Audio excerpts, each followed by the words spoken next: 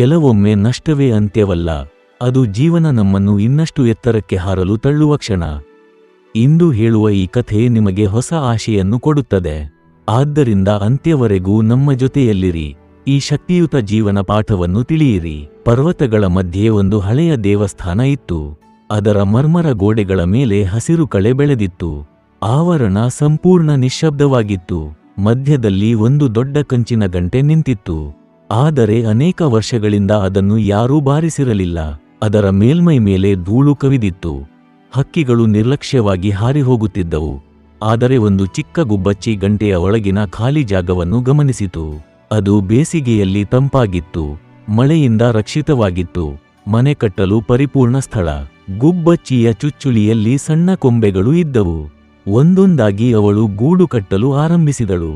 ಅದನ್ನು ರೆಕ್ಕೆಗಳಿಂದ ಅಲಂಕರಿಸಿದಳು. ಕಷ್ಟಪಟ್ಟು ಕೆಲಸ ಮಾಡುತ್ತಿದ್ದರೂ ಅವಳು ಸಂತೋಷವಾಗಿದ್ದಳು. ಇದು ನನ್ನ ಸುರಕ್ಷಿತ ಸ್ಥಳ, ಇಲ್ಲಿ ನನಗೆ ಏನೂ ಆಗುವುದಿಲ್ಲ ಎಂದು ಅವಳು ತನ್ನೊಳಗೆ ಹೇಳಿಕೊಂಡಳು.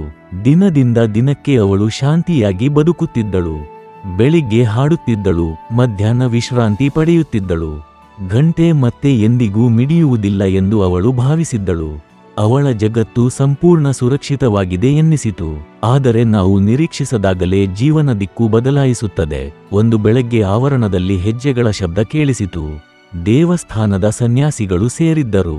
ಹಳೆಯ ಗಂಟೆಯನ್ನು ನೋಡಿ, ಬಹಳ ವರ್ಷಗಳಾದವು, ಈಗ ಮತ್ತೆ ಇದನ್ನು ಬಾರಿಸೋಣ, ಗ್ರಾಮಸ್ಥರನ್ನು ಪ್ರಾರ್ಥನೆಗೆ ಕರೆಯೋಣ ಎಂದು ತೀರ್ಮಾನಿಸಿದರು.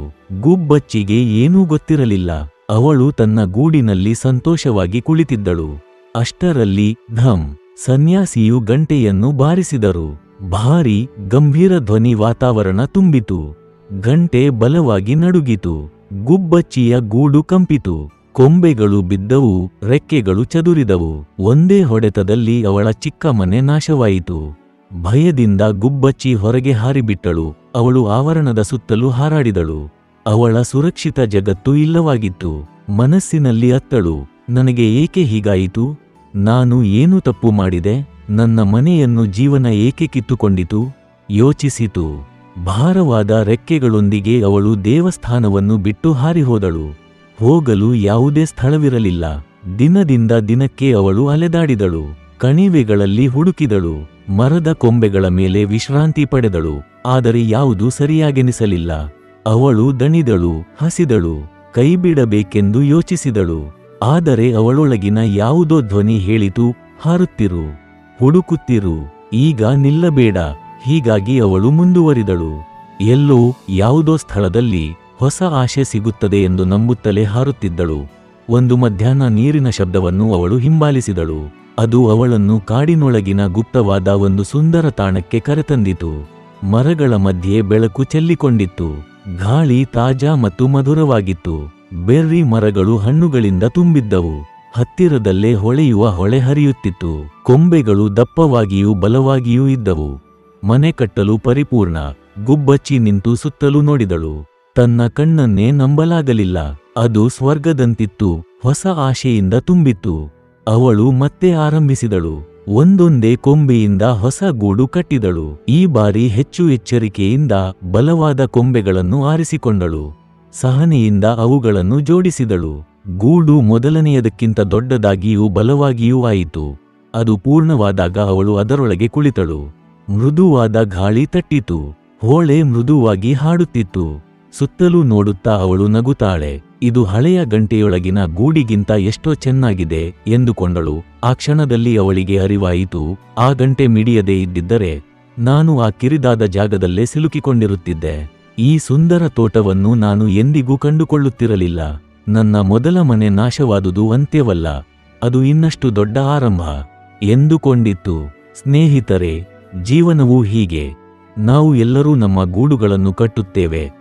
ಅದು ನಮ್ಮ ಮನೆ ಆಗಿರಬಹುದು, ಕೆಲಸವಾಗಿರಬಹುದು, ಸಂಬಂಧಗಳಾಗಿರಬಹುದು. ನಾವು ಸುರಕ್ಷಿತವೆಂದು ಭಾವಿಸುತ್ತೇವೆ. ಏನೂ ಬದಲಾಗುವುದಿಲ್ಲ ಎಂದುಕೊಳ್ಳುತ್ತೇವೆ. ಆದರೆ ಒಂದು ದಿನ ಜೀವನದ ಗಂಟೆ ಮಿಡಿಯುತ್ತದೆ. ನಮಗೆ ತಿಳಿದಿದ್ದ ಎಲ್ಲವೂ ಕುಸಿಯುತ್ತದೆ. ಆ ಕ್ಷಣದಲ್ಲಿ ನಾವು ಕೇಳಿಕೊಳ್ಳುತ್ತೇವೆ, ನನಗೆ ಏಕೆ, ನಾನು ಪ್ರೀತಿಸಿದ್ದುದನ್ನು ಏಕೆ ಕಳೆದುಕೊಂಡೆ ಎಂದು ಭಾವಿಸುತ್ತೇವೆ. ನೋವು ಭಾರವಾಗಿರುತ್ತದೆ. ಭವಿಷ್ಯ ಅಸ್ಪಷ್ಟವಾಗಿ ಕಾಣುತ್ತದೆ. ಆದರೆ ಗುಬ್ಬಚ್ಚಿಯಂತೆ ನಾವು ಹಾರುತ್ತಲೇ ಇರಬೇಕು. ಹುಡುಕುತ್ತಲೇ ಇರಬೇಕು. ಏಕೆಂದರೆ ಒಂದು ಅಧ್ಯಾಯದ ಅಂತ್ಯವೆಂದರೆ ಕಥೆಯ ಅಂತ್ಯವಲ್ಲ. ನಾವು ನಷ್ಟವೆಂದು ಭಾವಿಸುವುದು ಹಲವಾರು ಬಾರಿ ಮರೆಮಾಚಿದ ಹೊಸ ಆರಂಭ. ವಿಫಲವಾದಂತೆ ಕಾಣುವ ಸಂಗತಿಗಳೇ ನಮಗೆ ನಾವು ಎಂದಿಗೂ ಊಹಿಸದ ಎತ್ತರದ ಸ್ಥಳಗಳಿಗೆ ಕರೆದೊಯ್ಯುತ್ತವೆ. ಗುಬ್ಬಚ್ಚಿಯನ್ನು ನೆನಪಿಸಿಕೊಳ್ಳಿ. ಅವಳ ಗೂಡನ್ನು ನಾಶ ಮಾಡಿದ ಅದೇ ಗಂಟೆಯೇ ಅವಳನ್ನು ಮುಕ್ತಗೊಳಿಸಿತು. ಅದು ಅವಳನ್ನು ಆರಾಮದ ವಲಯದಿಂದ ಹೊರತಳ್ಳಿತು. ಅವಳು ಎಂದಿಗೂ ನೋಡಿರದ ಸ್ವರ್ಗಕ್ಕೆ ಕರೆತಂದಿತು. ಆದ್ದರಿಂದ ನಿಮ್ಮ ಜಗತ್ತು ನಡುಗುತ್ತಿರುವಾಗ ಭಯಪಡಬೇಡಿ. ಇದು ಅಂತ್ಯ ಎಂದು ಭಾವಿಸಬೇಡಿ. ನಿಮ್ಮ ಮನೋಬಲವನ್ನು ಬಲವಾಗಿ ಇಟ್ಟುಕೊಳ್ಳಿ. ಮುಂದೆ ಸಾಗಿರಿ, ಮತ್ತೆ ಕಟ್ಟಿರಿ. ಏಕೆಂದರೆ ನಿಮ್ಮ ಮುಂದಿನ ಗೂಡು, ನಿಮ್ಮ ಮುಂದಿನ ಮನೆ, ನಿಮ್ಮ ಜೀವನದ ಮುಂದಿನ ಅಧ್ಯಾಯ ಬಹುಶಃ ನಿಮ್ಮ ಬದುಕಿನಲ್ಲೇ ಅತಿ ಸುಂದರವಾದದ್ದು ಆಗಿರಬಹುದು.